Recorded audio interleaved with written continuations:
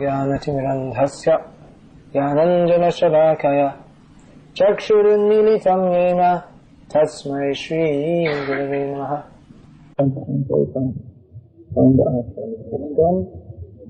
Chapter 643. Tatratam buddhi sangyogam vabhate pauravadehikam yatate chattato bhuya sansiddho kurunandana. Translation: on taking such a birth, he revives the divine consciousness of his previous life, and he again tries to make further progress in order to achieve complete success, O son of Kuru. Purport: Bharat, who took his third birth in the family of a good Brahmana, is an example of good birth for the revival of previous transcendental consciousness. King Bharat was the emperor of the world, and since his time this planet has been known among the demigods as Bharatavarsha. Formerly it was known as Ilavritavarsha.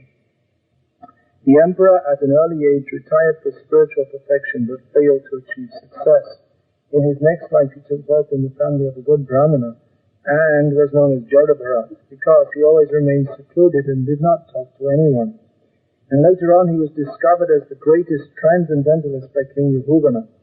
From his life it is understood that transcendental endeavors or the practice of yoga never go in vain. By the grace of the Lord, the transcendentalist gets repeated opportunities for complete perfection in Krishna consciousness. Part of a reply by Lord Sri Krishna, the Supreme Personality of Godhead, to a question by his disciple Arjuna. Arjuna asked the question that what happens to someone who gives up everything? He gives up all his aspects of material enjoyment to take to the path of yoga or spiritual advancement. But then he falls down or doesn't become perfect in yoga. So he lost out on material life and he didn't achieve success in spiritual life either. So he lost both ways. This was Arjuna's doubt. Actually, Krishna had already addressed this previously, much earlier in the Gita, in the second chapter, when he said that Swabhamapyasya dharmasya trayate mahato dayat, that one who takes to the path of dharma, religious activities, that even a little advancement in that can save one from the greatest type of fear. So there's no loss of diminution, there's no loss in taking this up, you're not the loser. In the purport to that verse, Srila Prabhupada quotes from Srimad Bhagavatam, Narad Muni speaking to Vyasadeva.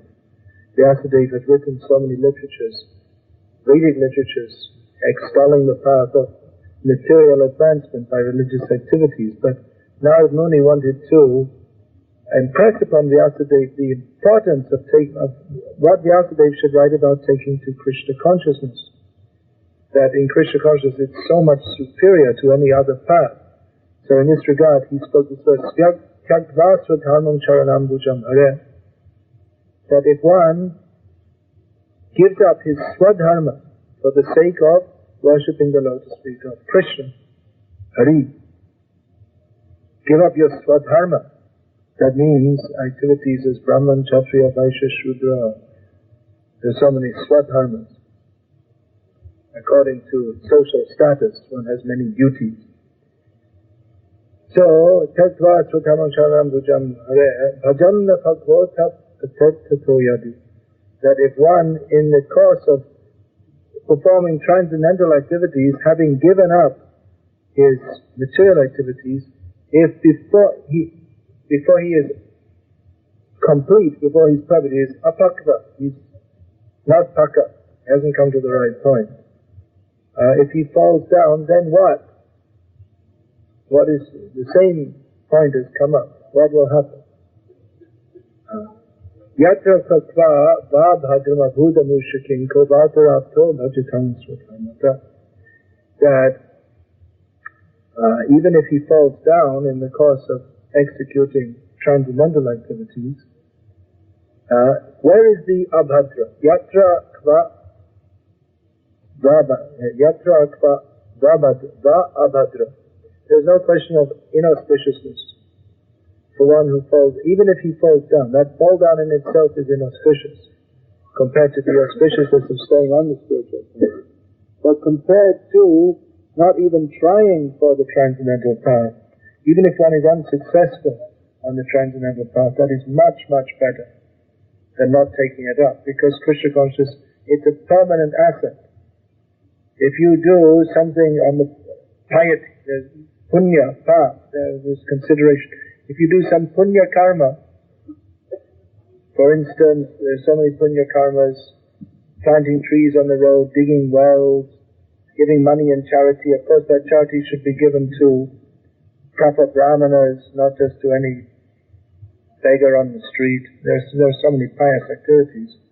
So you get a result. As a result, the cumulative effect of punya karma is birth, maybe in the higher planets, or particularly there are 4 specific results of punya karma that is called Sri Aishvarya, Janma Shri Aishvarya Shruti.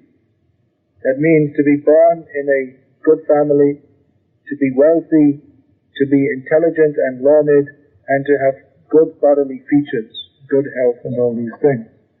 So whatever result you get from doing punya karma, that is finished in due course of time. This is the samsara chakra. That someone may be, due to doing some punya karma, he gets birth in a rich family and all opportunity for sense enjoyment.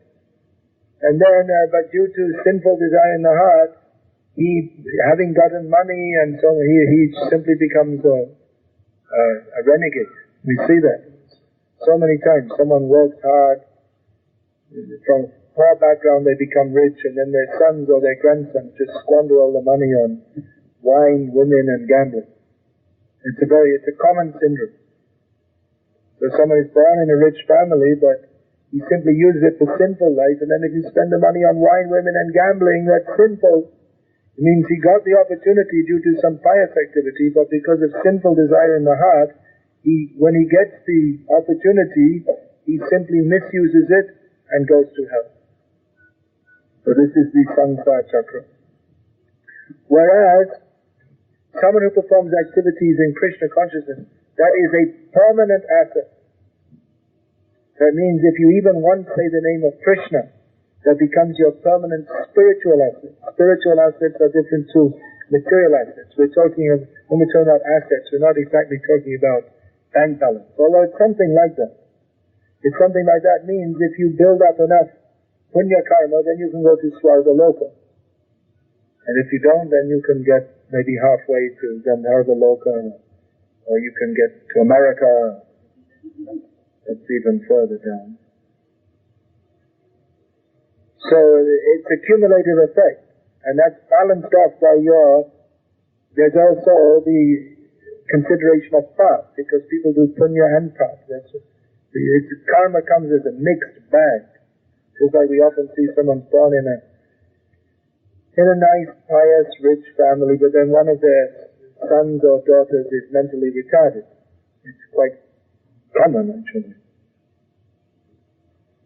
The rich families, they have mentally retarded children. So to have such a child, that is, to have a rich family, that is one result of punya karma, but then to have a mentally retarded child, of course the mentally retarded child, that means that child, that body is a vehicle for great sinful results. But even the parents, it's a sinful result of such a child. So karma comes as a mixed bag. That you get your income by doing punya karma, and you also get another kind of income on the path account. So you have to, in due course of time, you suffer or enjoy according to that. So similarly with Krishna consciousness, it's an asset, but there's only there's no VA, there's only income, there's no expenditure. In other words, whatever you do in Krishna consciousness, it's a permanent asset. And it goes towards building up the nest egg, which is required to take to the path of Krishna Bhakti. When one takes to the path of Krishna Bhakti seriously, then gradually by taking up the path of sadhana, then he becomes freed from all material attractions, becomes a pure devotee of Krishna, and goes to the spiritual world to live with Krishna forever.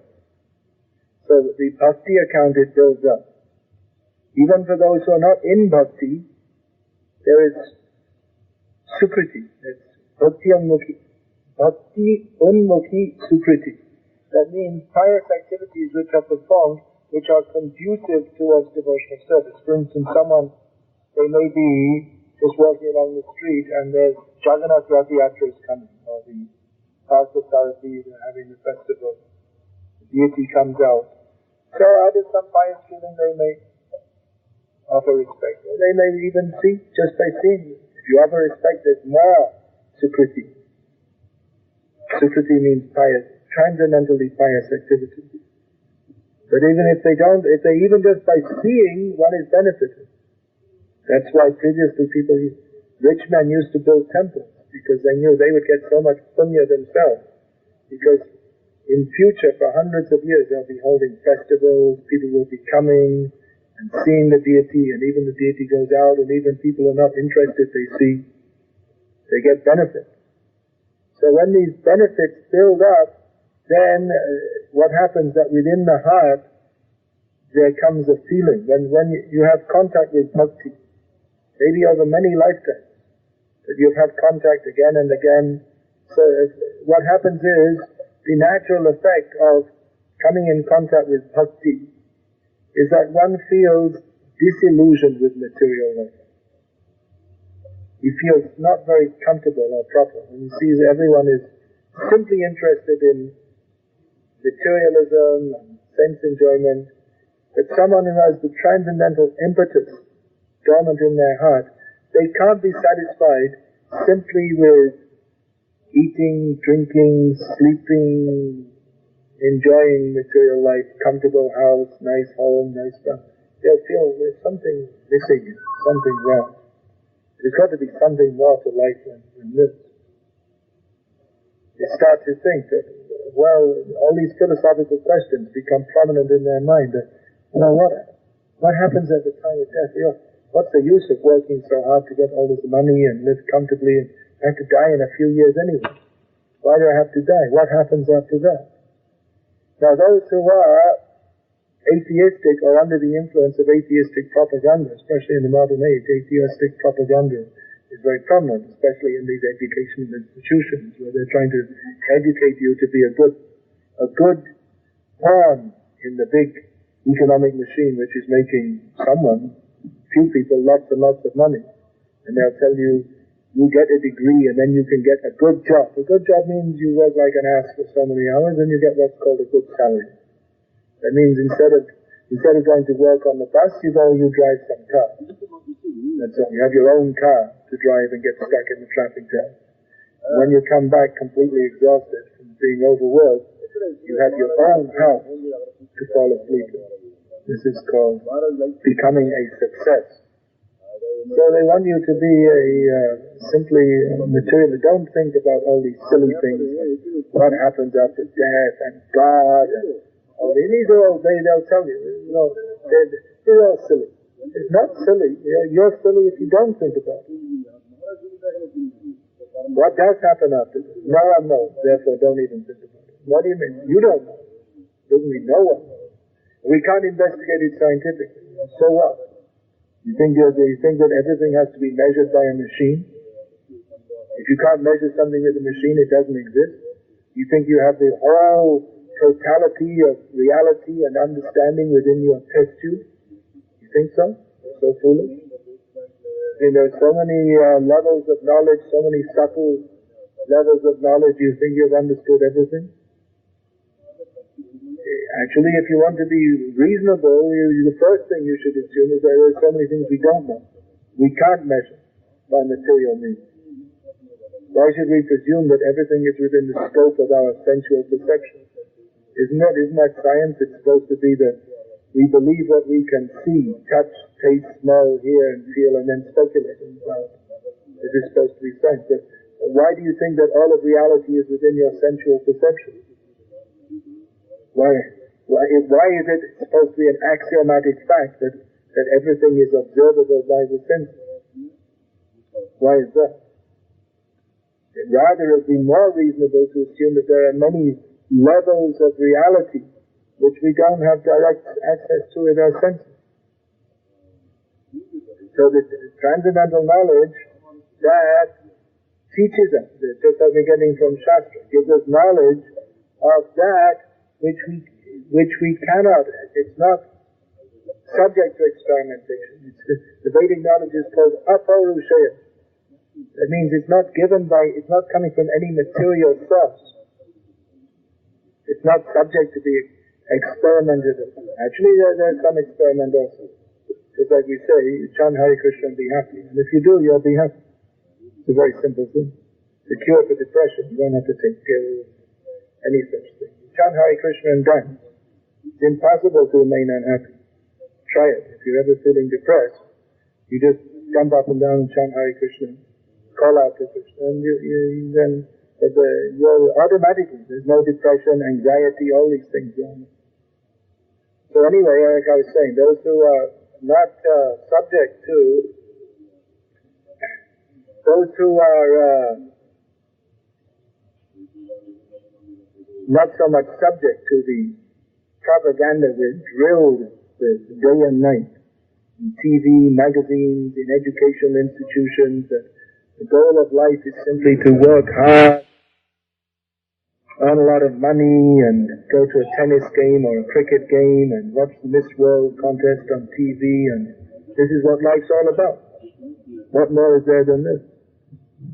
Going to America, become a success, earn a lot of money. But those who are more thought, that means whose transcendental intelligence is awakened due to pious activities in previous lives, then they won't be satisfied with this. Actually, no one's satisfied. But some people they're good at playing the drama of being satisfied. No one's satisfied in material life. You think people are satisfied in America because they've got lots of money? It's a big bluff. Actually, the London School of Economics last year, they did this. Of course, it's very difficult to measure how people are happy, but they did a happiness survey. You heard about that? Who's the happiest? You can measure how much people are getting depression, how much they're subject to anxiety, how much they feel secure. So they found Britain, they're in Britain, so they came to 38 in the world. America came out at 45. I don't know how Britain came ahead of America, because I always found British people even more miserable than the Americans. India came in at number 5, which is surprising with all this modern life and so many anxieties. And number 1 was Bangladesh. How about that? And Russia came way down. They've neither got money nor happiness. See what communism is to. Don't tell Jyoti Basha that. Anyway, he's not communist. Italian. Anyway. So, it's a bluff that you can be satisfied in material life. But some people, they're good at playing the bluff because they're afraid to think of anything else. You know, everyone else looks like they're happy in material life, and they're all fooling each other. Everyone else is smiling and happy, and they're drinking their Pepsi Cola and glug, glug, glug, glug, glug. You know, when you drink Pepsi, you're supposed to smile, right? That's what they do on TV. Glug, glug. Oh, yeah, it's supposed to smile, right? Okay. Makes you happy, drinking Pepsi, really. This is the solution to all our problems. You see on the TV, they show Pepsi, glug, glug, glug, glug, glug. You drink and you become happy.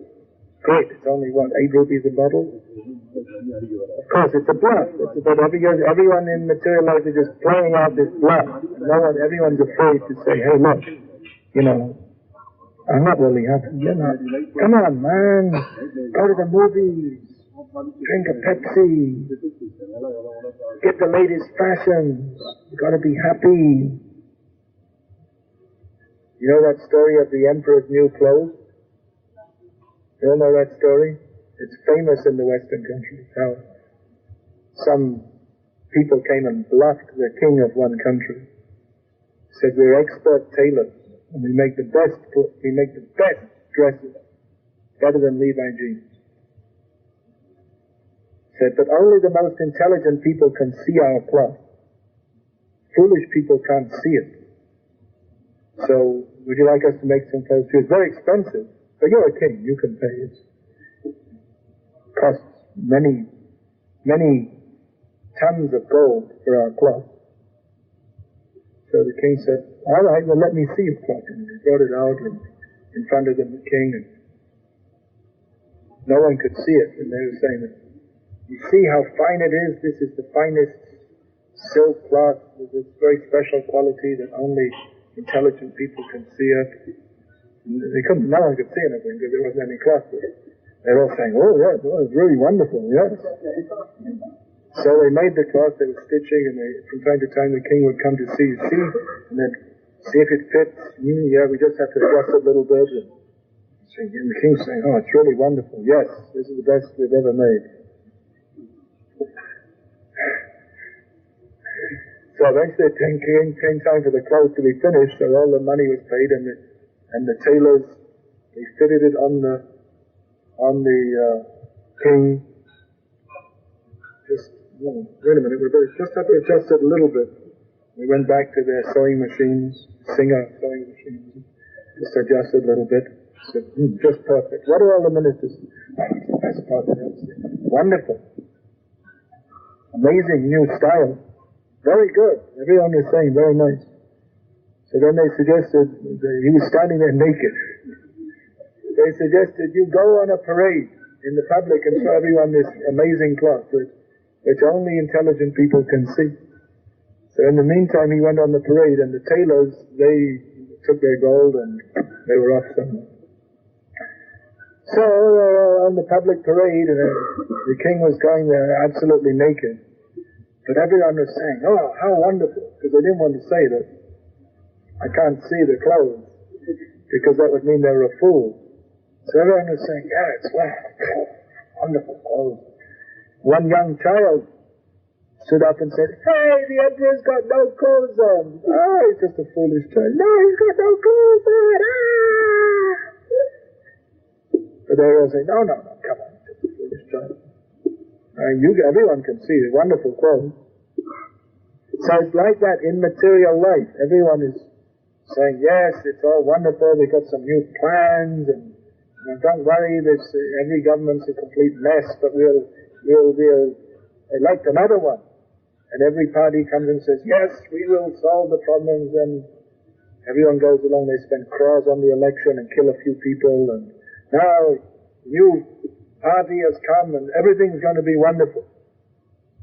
And the whole of material life is like that. It's just a big fraud. No one likes to say, no one likes to admit that they're miserable, but actually in material life everyone is miserable. No one is satisfied. Everyone is full of anxiety. And if you are feeling satisfied, then you're a fool, because you're going to die soon anyway. So what are you working so hard for? You should be inquiring, what is the purpose of life? So an intelligent person, a really intelligent person, what does he do? He goes to IIT. No. That's not the sign of an intelligent person. That means you have some abilities to work your way through an exam and this, but that's not real. And real intelligence means to discriminate between what is proper and what is actually required and what is not required. Real intelligence means you don't simply, whatever they show you on the TV, whatever comes in the newspaper, you believe it all, and you simply go along with everyone else. And real intelligence means to think, what is the real purpose of life? And act on that basis. And what other people may say, other people say, well, come on, you're such a fool, enjoy life. Yeah, but a really intelligent person isn't carried away by popular opinion, especially when the popular opinion is simply all nonsense, especially in the modern age. Material life anyway is nonsensical, but they've raised the nonsensicity, the nonsensicalness, to absolutely insane degree, just like this Pepsi and Miss World and All these things they're advertising to make life better. It's absolute insanity in the name of progress. If you become a complete fool, then you're considered more advanced. Tough, what is this? Tough guys dress cool, and they're just making a fool out of you. That you think, yeah, I'm really fashionable, I got Levi jeans and Nike shoes and Rolex, no, you don't Rolex. I don't know, foreign watch, Mercedes car, yeah, I'm really cool, and I got all these fashionable things. They're just making a fool out of you. You work hard, and you have to spend all your money on this stuff just to cut a profile which someone else made. Someone else decided that you should dress like this, and then you become fashionable. So what's the meaning? You're just being made of an ass out of, that's it. And this is considered success. So a really intelligent person is one who thinks for himself. He doesn't, not carried away by all this. Thinks himself on one level, means he thinks, what is the purpose of life? But then if he's intelligent, he'll understand that I can't understand the purpose of life simply by myself. How are you going to understand it? What is the meaning of life? What happens after death? For that you have to take knowledge from a higher source. Just like Arjuna, he's taking knowledge from Krishna. Arjuna's not an ordinary person. He is, anyway, he's Indra's son. He comes in a great dynasty. He's had so many achievements. He went to the heavenly planets. He fought all the Kauravas by himself. He killed all the Nivata Kavacha demons. He's a highly accomplished person. He's learned.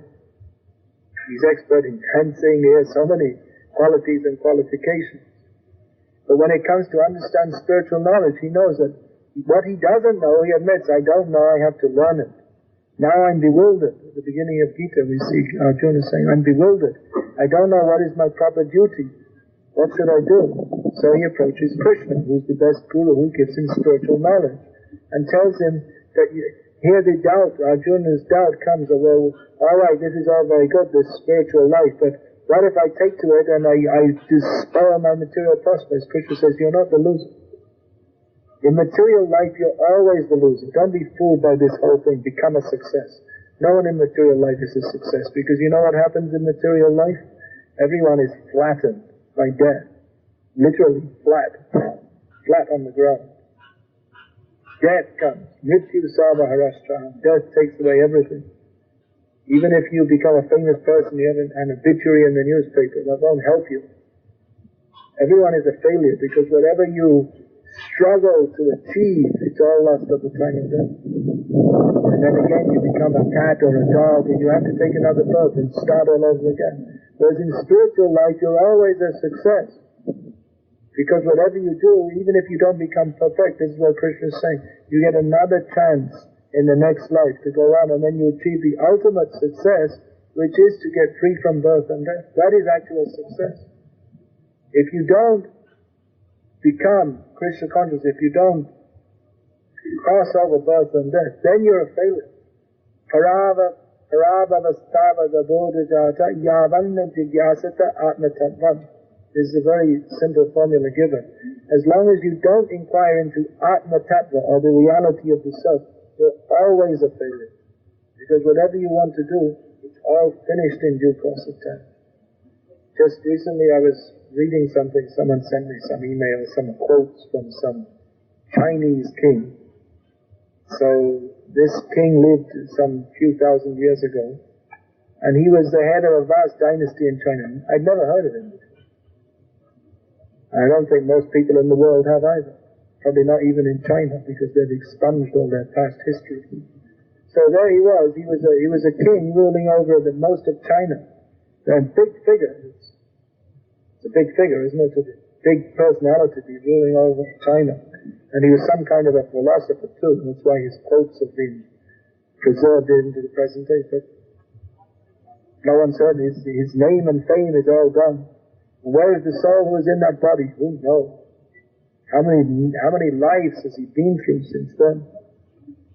So even if you become a king, it's all by punya karma you can become a king. Although I don't know what kind of punya it is to be. You just get all the headaches of managing the state. But there's some prestige. Feeling I am the king, people respect you, that's considered successful. But that will be forgotten. Whatever it is, whatever achievement you have in material life, it will all be forgotten, it will all be washed away. Mostly people want to be remembered for what I have done. But you won't be remembered. Or they want to live a comfortable life. You have to struggle. You have to struggle so much to so-called live comfortably. And then you have to die anyway. So from all points of view, simply to be a materialist, it's ridiculous. Unless you take to spiritual life, you're spoiling your opportunity. This human form of life is an opportunity to take up spiritual knowledge and become free from birth and death. If we don't take that up, then we're killing ourselves. That means we're killing our possibility to get free from birth and death. We're wasting our time. So how important this is, Krishna is emphasizing. You're not the loser. Even if you're not successful in spiritual life, you are successful. Because whatever success you have, that is preserved, and you'll get the chance to take it up more in the next life. So even if you're not fully successful, even if you have 5% success or 10% success, that is preserved. And you can go on in the next life and capitalize on that. But whatever gains you get in material life, it's all lost. It's all Alexander the Great stuff. That you you run in, conquer a place, and then run up to the next place. In the meantime, the guy's gone, okay, all right, well, here we are. He's gone, so he didn't, he conquers over and then loses it all again. So that's what material life is like. You build up, you get your degree, and you get a job, and you become a success, and then you grow old, and then you die, and then you become a mouse, or a cat, or something like that. So it's always just a waste of time. It's ridiculous. All this struggle to become successful. It's not a success anyway. So Krishna is recommending, don't waste your time. Now you may say, hey, come on, we're IIT students. We're not going to give all this up. Well, we're not saying you have to. You can do it side by side with spiritual life too. Just like Arjuna, Krishna told him, Mamanusvara yudhyacha. Think of me and fight. Think of me comes first, and then fight. The important thing is to think of Krishna. But he has some material obligation also. So you can do that also. You can get your degree, but don't forget Krishna. Because if you forget Krishna, then you really wasted your life. You know that story of the boatman and the scholar? Famous story? Now, this is a story from Bengal, which is full of rivers. And Tamil Nadu used to have a few rivers, but they all got dammed up in Karnataka, right? Anyway, that's another discussion. So, there was one big scholar from Calcutta University. He was doing some field research. So he came to the big rivers. Must have been before they built all the bridges. Still in many places in Bengal there's ferries. So a big wide river, maybe he's crossing the Ganga in the rainy season. So he is a big scholar, triple PhD, something like this. So he was going across the river, and usually the boatmen in Bengal, they like to sing. And often they sing some Vaishnava songs. So the boatman was singing, Hare Krishna, Hare Krishna. The scholar said, what's that? Some silly sentimental thing? Have you ever studied Shakespeare? Something useful? Shakespeare? You never heard of Shakespeare? You wasted 25% of your life. Okay. So he saw all of a sudden the scholar was sitting in the boat. He saw some birds flying in the sky. Oh, you see those birds? Do you know where they come from? No, they come around this time of year. Oh, they're very rare in a Vaishnava. It's a very rare fish. You mean you never studied, what's that called? What is it? Physiology. Yeah. Now it's becoming a big thing in India. Farming, fish farming. Chandrababu Nadu wants to start fish farms. There's no water in Andhra Pradesh. Wants to make fish farms. So, you never studied physiology? So? I told you I don't eat fish. You wasted 75% of your life. So then it's the rainy season and there's all clouds forming in the sky. He said, oh, look at that very rare cloud formation. He gave some long scientific name. I presume you haven't studied meteorology. Oh, but one thing I could tell you, there's a storm coming. Anyway, you wasted 100% of your life. You're uneducated. You're useless. Then the boatman said, dear doctor, so-and-so, triple PhD, see, there's a bit of a storm coming here. We're in the middle, there's half a kilometer each side. Said, well, row faster. I'm rowing as fast as I can, but there's one hell of a storm coming. Row faster. And the storm started coming. The rain and the wind and the boat overturned. And the scholars in the water. So then the boatman swimming said, hey, Mr. Scholar, did you learn how to swim? No! Did you ever chant Hare Krishna?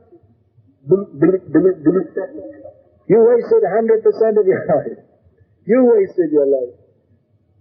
So that's the fact. Whatever you learn, you can learn so many things, but if you don't learn about Krishna, if you don't learn what the purpose of life, you waste it. Now you can study all these things. Physiology, meteorology, zoology, thisology, so many ology. You can do that in Krishna consciousness also. There's no harm.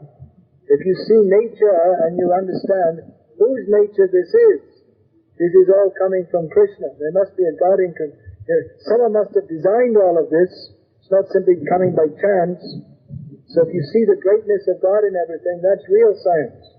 If you say everything has come by chance, you're not a scientist, you're a fool. Look, if I say, you see this cover to this, if I say this coming to being by chance, would anyone ever believe me? He's a fool.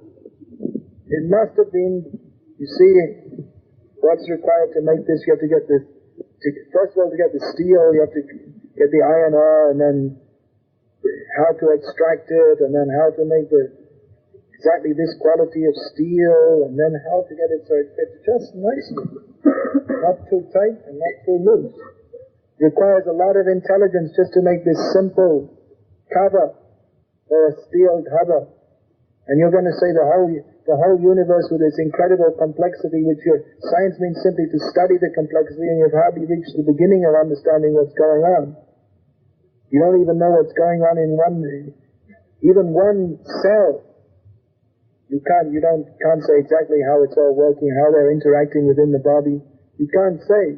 It's incredibly complex. This simple thing is so complex that you cannot imagine it would come into being by chance. A few stones making a formation, maybe that could come into being by chance, by wind action or whatever.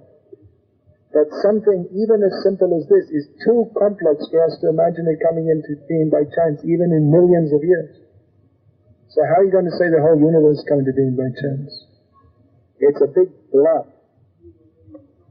So real science means to see who is the person behind all this. Then your science is perfect.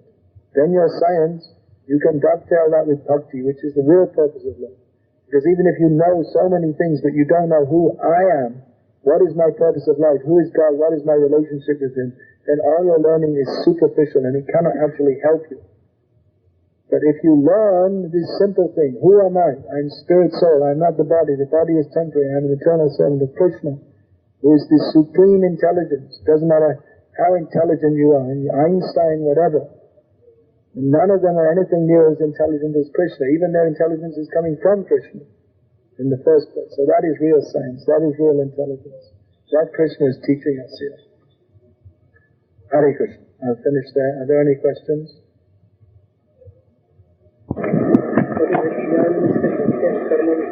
What is Jnana Mishra Bhakti and what is Karma Mishra Bhakti? Well, it's very easy to understand. Bhakti means devotion to the Supreme Personality of Godhead, Krishna. And Jnana Mishra Bhakti means it's mixed up with the endeavor to understand everything by our tiny brain. And Karma Mishra Bhakti means that the worship of Krishna is mixed up with the desire to enjoy this material world. And pure Bhakti means no Mishra, Amishra, Ekanishta, Ekanta Bhakti. No, nothing else. Only the desire to please Krishna. That's all. Nishkam karma, well, you may be nishkam, but the real karma we should do is, as Krishna says in Gita, mat karma, you work for me. So you may be cultivating, doing activities without desire, but better than that is to do everything with a desire to please Krishna. So that's better. Simply nishkam, better is to have this desire to please Krishna. Yat karoti yat ashnasi yat juhoti dadasi yat tapachati kanta yat tat kalusa madalpanam. Krishna says, all that you do, all that you eat, all that you offer, all that you give away in charity, any austerities that you perform should be done as an offering to me. So that desire to please Krishna, that is simply desiring to be desireless, that is better than being attached to the fruits of one's work. But better than that is to do everything as an offering to Krishna.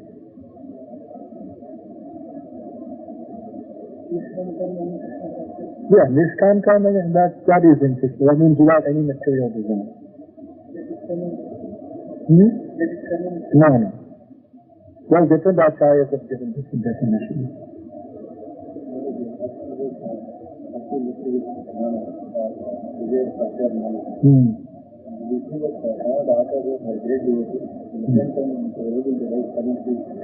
Yeah. So knowledge is required because people, they want to know, that's philosophical inquiries there in human life. But if one is attached to that for its own sake, I'm a great intellectual, or I'll only accept Krishna consciousness if I can understand everything, but you can't understand everything. It's not possible to understand everything. So there has to be some leeway of faith. Even in people say, it's all faith. But even in your science, there's so much faith. There's so many things you don't understand. Does everyone understand everything? In science, of course not. Faith is also there. When you're being taught, you don't understand, but you have faith that if I listen, I can understand. And Krishna is unlimited. How are you going to understand? You can understand to some extent. That's why you have Shastra. That's why you have the explanation given by Acharya. Fully, how can you understand? That which is unlimited, how can we fit within our limited intelligence? Therefore, atintya khalo ye bhava natang sakena yat takrite yang yat tad atintyasya lakshanam. There's a very nice verse. It says that which is atintya, that why you even bother to discuss about it? Because it's the very nature of atintya is that you can't understand it fully anyway. So, but that acceptance of God's Atintya Shakti is the entrance to understanding God. That story is there of the Brahman and the cobbler. How Nadu Muni was on his way to Vaikuntha. He met one Brahmana who was performing all his rituals and swahas and oms and so many things. So the Brahman asked Nadu Muni that, where are you going? I'm going to Vaikuntha. You going to Vaikuntha? Really? You trying to fool me or something? Okay, alright. You say you're going to Vaikuntha. Well, if you go, then just ask Lord Vishnu, just to make everything ready because, I'm going to get liberated and, he should have reserved a good AC room for me up there. So when Nadu Muni went on, he saw one cobbler sitting under a big banyan tree, banging away and chanting Hare Krishna as he was doing it. The cobbler immediately bows down, touches Narad Muni's feet, says, "Oh, I'm so fortunate to see you. Where are you going?" "I'm going to Vaikuntha, to have darshan of Lord." "Going to Vaikuntha. How wonderful. Please, you offer my obeisances on my behalf to Lord Narayan. I know I'm a very simple person. I cannot expect to have this direct darshan or go to Vaikuntha for many millions of lifetimes. But please, anyway, you offer my obeisances." So, Narad Muni went to Vaikuntha, and after offering all his prayers to Lord Vishnu, Narayana, he said that, I met a couple of people on the way. One was a Brahmana. He asked for his first-class apartment to be reserved. He's coming soon. So Lord Vishnu said, "That guy? I don't even know when he's coming. He's so puffed up. He's such a hankari. He's got such a big false ego. I can't see him coming in millions of lifetimes." "Really? Okay." And there's another, yes, I know, the cobbler. He's my great devotee. He's coming next life. And Narayana said, "Well, how are we going to believe this? The cobbler won't believe it because he thinks he's so simple. And the Brahmin won't believe it because he thinks he's so tiny." So Lord Vishnu said that, when they ask you what I was doing, you tell them I was putting an elephant through the eye of a needle. You tell them that, and then you'll understand. So Narad Muni went back. First of all, he saw the Brahmin. He said, "So you came to Vaikuntha, did you?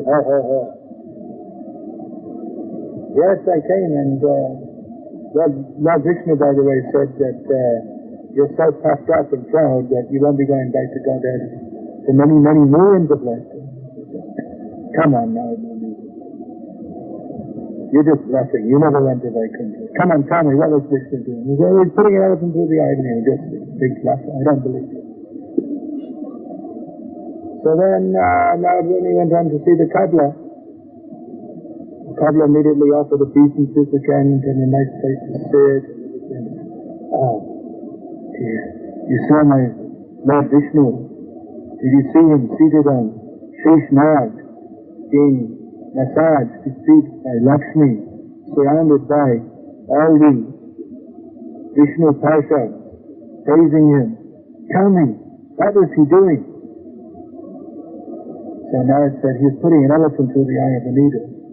Just see, my Lord, he's so wonderful." Narad said, "Well, how can you, wait a minute, how can you think he was putting an elephant through the eye of a needle? Elephants don't fit. They're a little pig to go through the eye of a needle. You know, if you tell that in the physics class, you'll fail. There's no technology to put an elephant through the eye of a needle." Well, if he wants to, why not? He's God. He can do whatever he likes. Otherwise, what's the use for him being God if he can't do whatever he likes? He's just like me. I'm a cobbler. I'm putting my foot through the eye of the needle. If he's just like me, some cobbler guy, what's the use of him being God? I mean, he put so many banyan trees inside a little seed. Can't he put an elephant through the eye of the needle? Then Narad Muni understood. Why? Cobbler, he's not a big Brahmin. But he understands the basic principle that God means he can do whatever he likes. Whereas the Brahmin thinks, I understand everything about God by my big brain. He doesn't understand anything.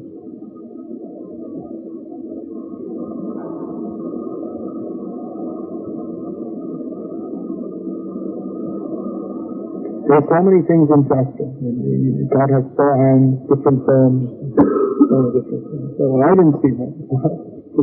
Does God have to be something that you can conceive of? I never say. I don't believe in God as if God is. God. So-and-so doesn't believe in you. Okay. I'll start to existence. His existence depends upon our believing in Him, or we have to be like, you think God is some guy who gets up at 8 o'clock in the morning, drinks a cup of coffee, and rushes off to work like you? I never saw anything like that. No, of course, what did you see? You just saw a bunch of people getting up at 8 o'clock in the morning, drinking coffee and going off to work. You think God's like that? Why should he be like you?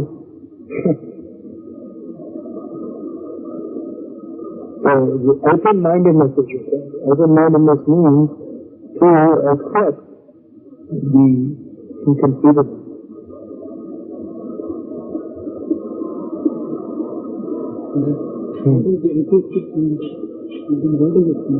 Where does the atheistic mentality come from? From enviousness of Krishna. Everyone has feelings, emotions, desires. You see, if you won't get it, in inanimate objects, there's no feelings, emotions, desires, there's no consciousness. Concomitant with consciousness are feelings, emotions, desires. Consciousness is a symptom of the soul. There's nothing you can do. There's no electric current or anything else you can pump into a steel rubber to make it conscious. So that is the nature of the soul. The Atma is consciousness, with which comes feeling, emotions, desires. So the proper situation for the proper situation for the Atma is to be in the service of Krishna, loving Krishna. Everyone has love. Ultimately, everyone wants love. To love others and to be loved. That's the proper situation for the soul. But if the soul misuses that potentially to love Krishna, it becomes envious of Krishna, and he denies Krishna. No, I don't believe in God. I don't believe in God. The whole world has to stop because so-and-so doesn't believe in God. Misuse of intelligence, then you become unintelligent. So why don't you all take up this Krishna consciousness very seriously?